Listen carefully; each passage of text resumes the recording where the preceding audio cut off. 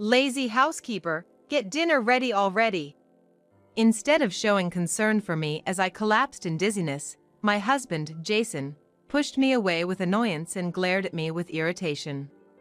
Seeing his behavior drained the color from my face, and as I slumped to the floor, he just ignored me and started watching TV. Unbelievable. As I stood there, stunned by the scene, suddenly someone appeared from behind and said to him, "Is that all you've got to say?" Immediately, Jason turned around to see the source of the voice and his face went pale with shock. "My name is Marilyn Watson. I'm a 34-year-old homemaker, and I've been married to Jason, who's 5 years my senior, for almost 2 years now. For these 2 years, my life has been hellish." Jason was like, "What's this terrible food? Didn't you learn to cook from my mother?" For the first year of our marriage, I lived with Jason's parents. It was what they'd call training, I guess. Jason was a total mama's boy, and my mother-in-law, in today's words, was a real helicopter parent. She was very strict about manners and wouldn't tolerate any backtalk from me. She was a prime example of a toxic person. A woman should be like this, and respecting your husband is a given. A wife who doesn't prioritize her husband is just useless. Growing up in such an environment, Jason once muttered shortly after our wedding that he was looking for a wife like his mother. Unaware of this, I fell for his words, and after getting married, I was subjected to a hellish life. "Marilyn, honey, I really want you to support Jason. I'm gonna be tough on you, even if it means being hard-hearted. It's all to ensure that you both have a harmonious family. Please bear with me." True to her words, from the day we moved in together, I was treated like a servant. Doing chores was just the tip of the iceberg, constantly having to read their moods was a given. I had to wake up before everyone else and wasn't allowed to rest until everyone had left for work. I'd start eating after everyone else and had to finish before everyone. If I didn't, I'd get a 1-hour lecture. If the food tasted even slightly off, both my mother-in-law and Jason would take it out on me. Day by day, they successfully molded me into a submissive wife who wouldn't dare oppose her husband. Now I'm afraid to express my opinion to him, and if his mood seems off when he comes home, I'd nervously share meals with him, always on edge. Looking back, I really question how any of this was supposed to promote a harmonious household. But at that time, I was so overwhelmed that I didn't even have the energy to question it. "You really don't have a handle on housework, do you? What did your mother teach you? I feel like it'd be easier to train a stray cat than to teach you." About a week after I moved in with my in-laws, the true nature of my once kind mother-in-law began to show. After that comment, I was subjected to daily sarcastic remarks. "It's a given to mop the hallways, and there's no room for even a speck of dust. You should prepare the broth and serve homemade meals to my husband. No matter how busy you are, you can't cut corners." To top it all off, I was even told to wash clothes by hand. Even though there was a perfectly good washing machine right in front of me, I wasn't allowed to use it. Being a homemaker and having all this free time, and yet you want to go for convenience? A true wife works her fingers to the bone. I've never seen a wife who's so set on taking the easy way out. While she shouted these complaints, my mother-in-law had no qualms about using the washing machine herself. The environment was unbearably harsh. I did confide in Jason, but he wasn't supportive. "How could you insult my mother? What kind of upbringing results in such a person? My family is perfect. Maybe it's your fault, and that's why she's being strict?"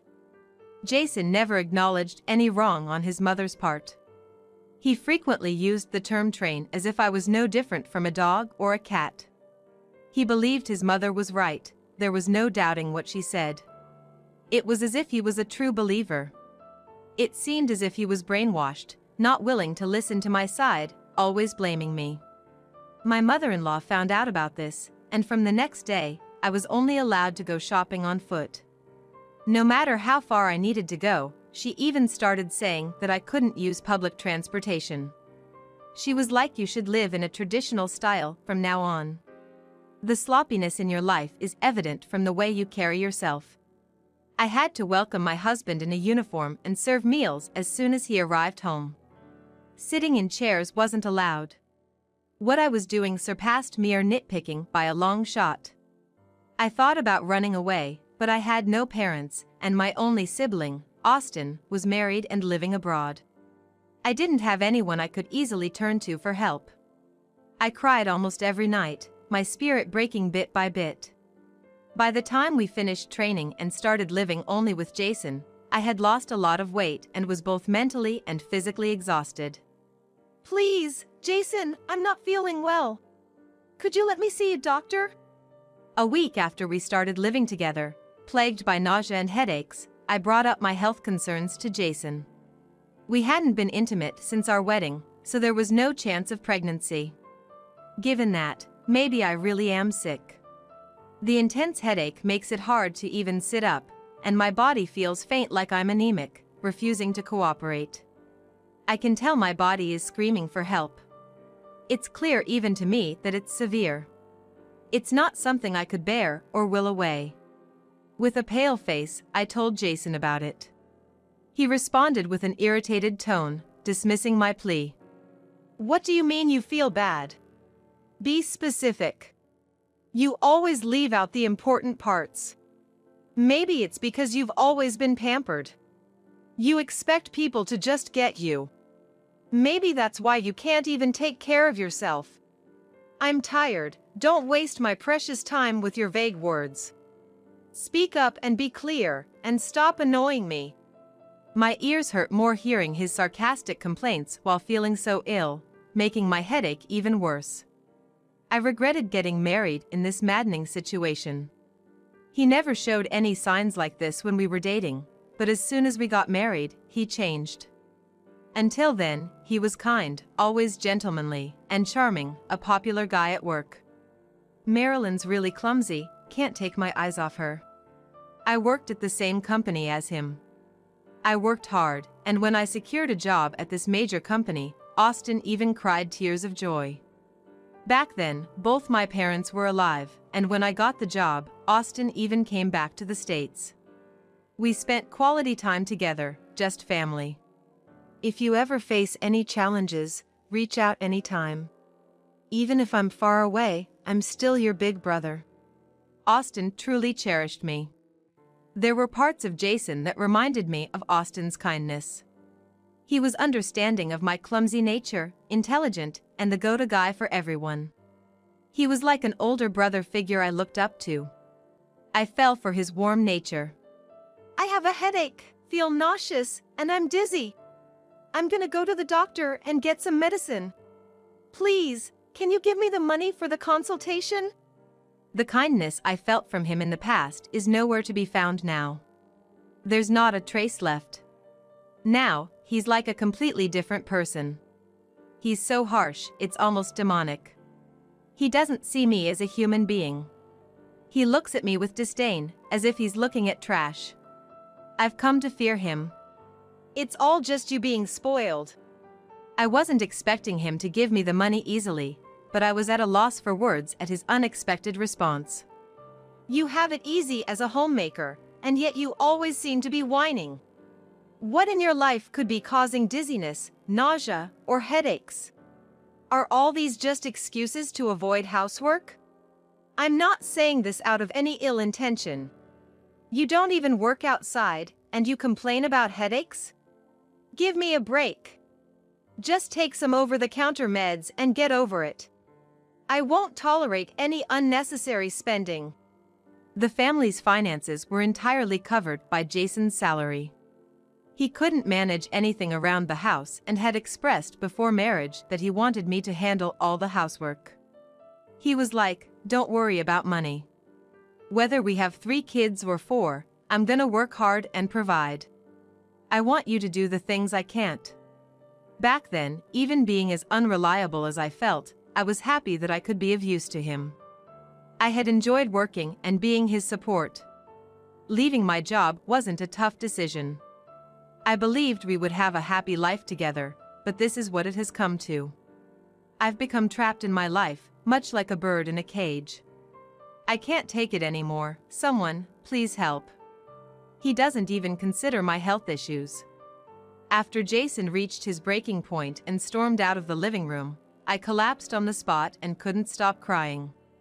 I don't even have the energy to fight back against the overwhelming sadness. I want to disappear. I'd rather end my life than continue living like this. Mentally and physically exhausted, I left the house without telling Jason. After walking for a while, I found myself near the place where my childhood home used to be. Having run out of the house barefoot, my feet were now battered and bruised. I don't even have the energy to walk anymore. It was the beginning of a chilly season, and the cold wind cut through my light clothes, making me shiver. I wonder what would happen if I just laid down here and let the cold take me. Could I find peace in the afterlife? With those thoughts in mind, I slumped down in front of my now abandoned childhood home, collapsing onto the ground. I can't think anymore. I don't want to think. I just want to disappear. That's what was on my mind at the time. In a hazy state of consciousness, I heard someone calling out to me. Hey, hang in there. Open your eyes. I didn't recognize the voice. But, strangely, it felt familiar. As I tried to focus, my consciousness faded away. When I came to, I was staring up at the ceiling of an unfamiliar house. Slowly opening my eyes, I noticed the warmth of the room and the scent of freshly baked bread nearby. Struggling to sit up and assess my situation, I realized someone was there with me. Before I knew it, there stood a man, slightly older than me, evoking a sense of nostalgia. What? Growing wary of this stranger, he burst into hearty laughter upon seeing my scared face. What's the matter? Don't you remember me? Well, can't blame you. It's been over 20 years. Listening to his joyful voice and words, a memory flashed back. Is that you, Bob? You got it. It's been ages, Marilyn. I happened to pass by your childhood home and found you collapsed. What on earth were you doing there? Bob Collins used to play with Austin and me until middle school. He was a childhood friend of mine and remained a close friend of Austin. He moved away in high school, but apparently, he and Austin have been keeping in touch all these years. He's now running a transportation company and is a father of 2. I had no idea you were around here, Bob. I was visiting my grandma's grave and decided to bring the family for a trip. But more importantly, what happened? You were so cold, I rushed you to my home. Bob's wife, a nurse, had checked my condition and determined that I just needed some rest. From there, Bob gently asked about my situation. His wife sat next to me, shedding tears listening to a complete stranger's tale, and held me close. We can't let this stand. If he's treating you so poorly, you should just divorce him. I wish I could just run away from that house. But I have no family or friends to turn to. Bob's wife's words mirrored my own thoughts. I could tell she understood my situation. Tearfully, I continued to share my story, and she was at a loss for words. If you had a place to live and a job, that would solve it, right? While we were talking, Bob, who had been listening intently, suddenly spoke, looking for confirmation. I was puzzled by his question and looked at him, not quite grasping his intention. Then, he made a phone call. After finishing, he turned to me with a bright smile. Marilyn, we're gonna help you out. Leave that place. I'll back you up. Not understanding what I was told, I was bewildered. Bob gave me a reassuring smile, saying, "Leave it to me." For a while, I ended up staying at Bob's house until I felt better. Bob's wife made a call to Jason on my behalf. When confronted with someone else, he didn't utter a word, and he didn't try to force me to come back. Being away from Jason, perhaps mentally I felt a bit more stable, and my health improved. I could tell that Bob's wife genuinely cared about me. Thankful for her words and concern, I decided to lean on them a bit. Resting was my top priority. After about a week, Bob suggested that I should go back home. Encouraged by his strong words, I decided to go home. Bob accompanied me to the doorstep, where Jason greeted us with a flustered look.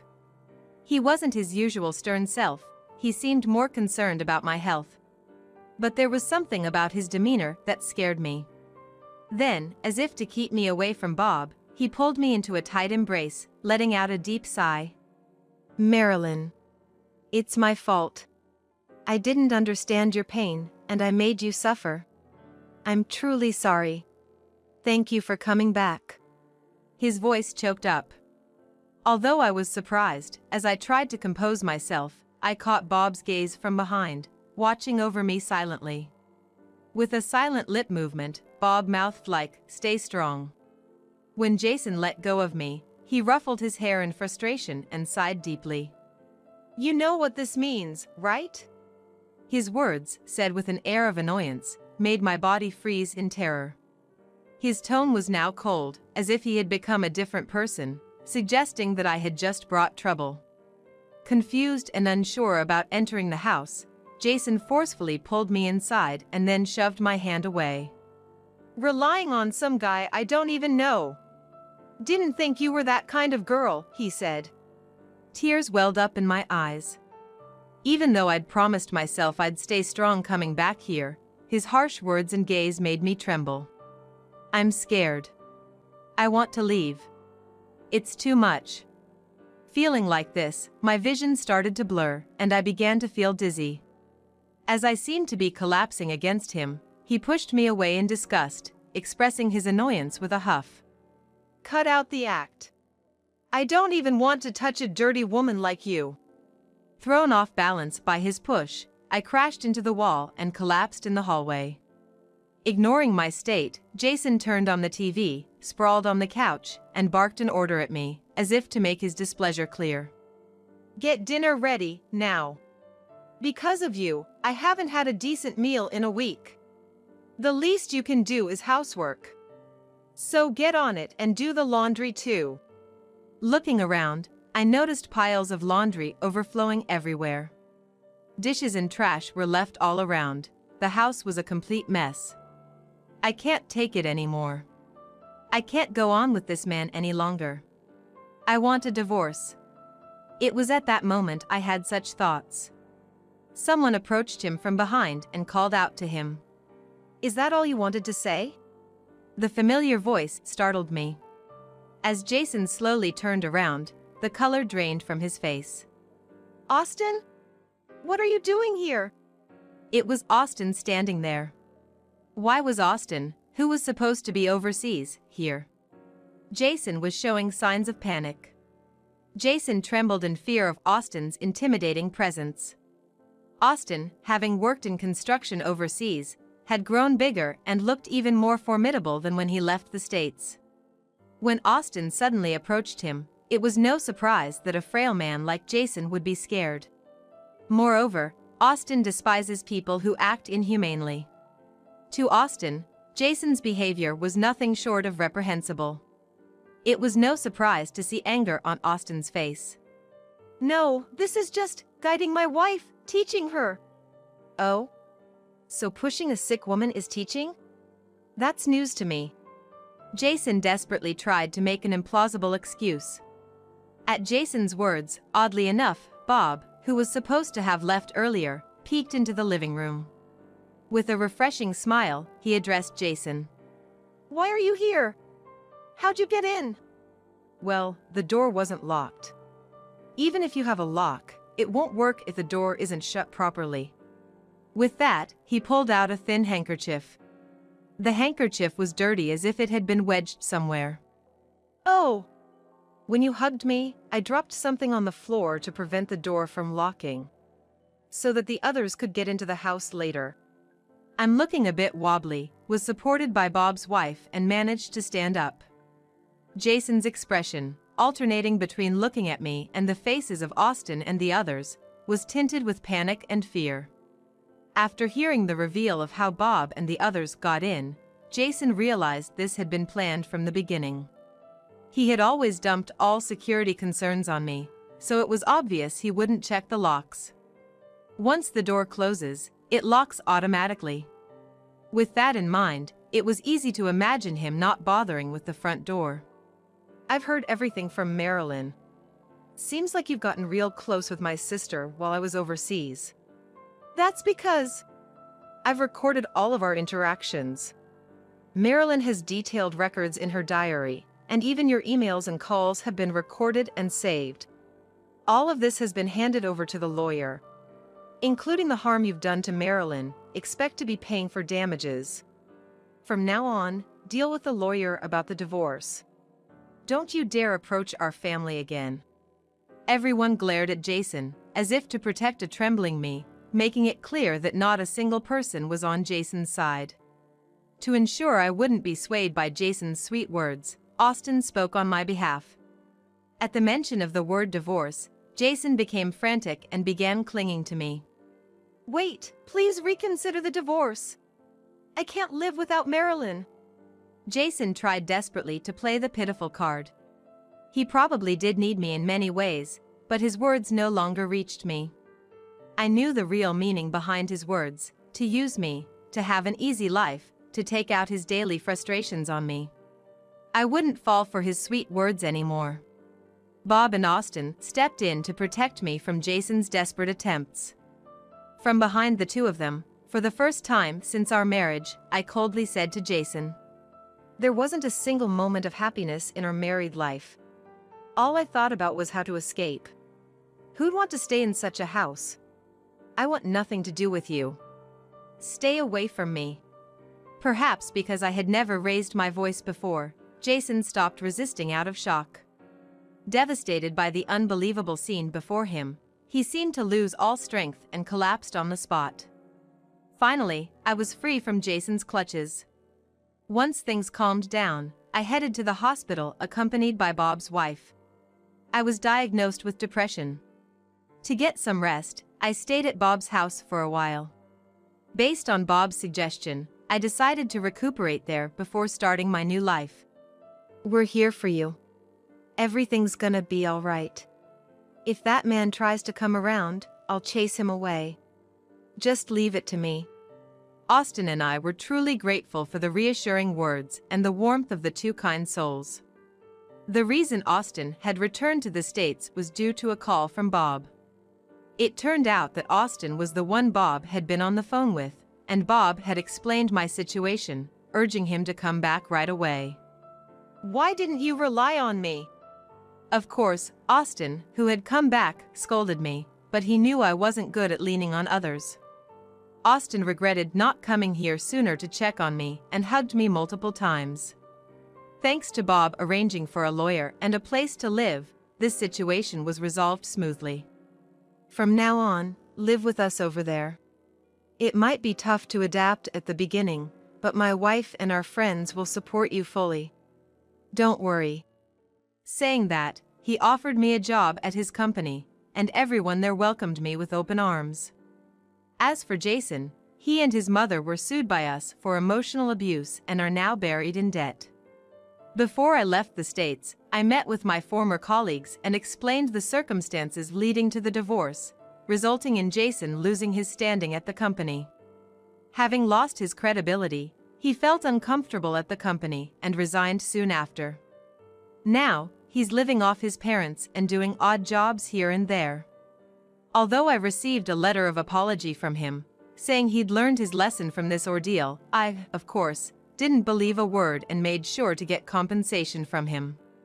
And so, my long and tumultuous journey came to an end, and now I'm enjoying a peaceful life overseas, surrounded by kind-hearted people.